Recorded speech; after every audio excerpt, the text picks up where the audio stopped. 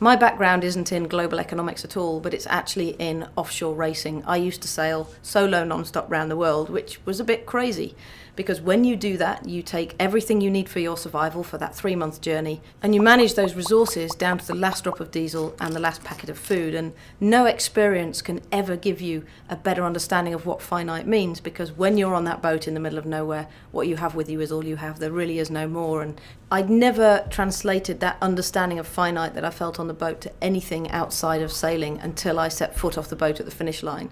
And I suddenly realised our global economy is no different. It too is dependent on finite resources that we fire through the economy. And since the Industrial Revolution, our speed of use of those resources, which are ultimately finite, has gone up and up and up. A good way to understand the circular economy is to compare it to our current predominantly linear economy, whereby today we take a material out of the ground, we make something out of it, and then ultimately that product that gets made out of it gets thrown away. And we do recycle some of the material from it, but ultimately it's designed for a linear system. Ultimately that product will come to the end of its life. And the circular economy is a fundamentally different economic model. It's taking the entire global economy, looking at it through a different lens and saying, how can we valorize our economy to a higher level? So never at any point would anything made within a circular economy become waste. Everything would be designed so the materials within them can ultimately be valorized, but they can also be kept at their highest utility at all times. A ton of food waste could turn into $6 of heat, $18 of fertilizer and $26 of electricity. Or you could look at timber as being a big piece of wood that's cut down that, yes, you could burn, but you could also build a table out of it. Then you could, at the end of the life of the table, recover that material and turn it into particle board or chipboard, then into particle board, ground down board, and then ultimately at the end of the life of that board, you could then biodegrade it and feed it back into the fertilizer and energy system.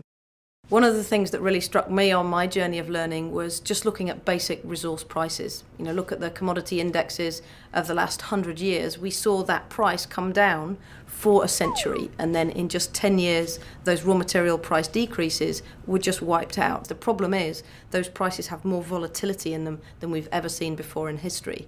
And a figure that really struck me was that between January 2011 and January 2012, your average European car manufacturer saw a raw material price increase of 500 million euros. Now that's something they have no control over, and in order to make money, they have to buy new raw materials, they need to make vehicles and sell them. And so much of the strategy around protecting companies from resource volatility was around being efficient. And you talk to chief executives and they'd say, our goal is to be more efficient with the way we make our products. So we use 10% less material, we use 10% less energy every year. That's to make us less exposed to those volatile prices. But actually, if you pan that out 10 years, does that mean that in 10 years you make nothing with nothing and have no employment? That does buy you time, which of course is vital in the transition. But the fascinating fact for me was in the transition to what could actually work.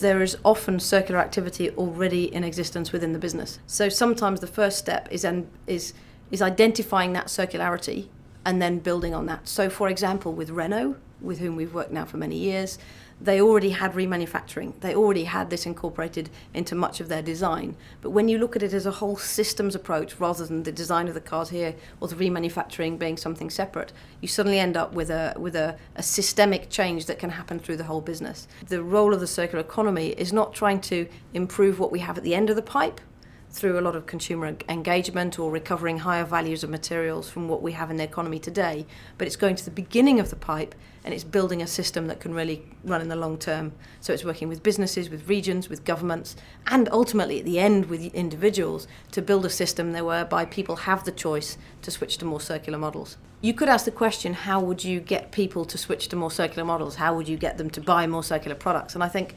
them understanding what the word circular economy mean are irrelevant. You don't really need them to. If you shift your mobile phone contract from buying the phone and then when you get the next one, you throw the old one away or you resell it into secondary markets. If that contract shifted to being a performance contract where every year you got a brand new phone, but you just happen to send the old one back to the system, what we've seen from the studies is we get a better phone more regularly, and the manufacturer or the service provider knows that phone will go back in, so they can equally valorize it. So it tends to be a win-win situation. Doesn't need to say circular economy anywhere on it. It's just a better value proposition. I think some interesting things to bear in mind if you're looking at shifting your business from linear to more circular. One would be, what circular activity already exists within your business. And in most cases we've looked into, that already exists, and how can you build on that and communicate on that throughout the business so people understand the direction of the business. Another question would be, how resilient is your business in a world where we have more price volatility than we've ever seen before in history? And indeed, what is your opinion on how circularity can make you a more resilient business and can isolate you through having those resources, having those products cycling at a higher level within the business? I think systemic change within the business, so bring all the parties on board. This can't just be a question to discuss with the design team, but it's the marketing team, it's the financing team, it's everyone within that business. People just seem to understand that. They understand the reorientation of the business, they understand it delivers more value, and that really helps people to get on board the understanding that this is systemic change, it's not just one department.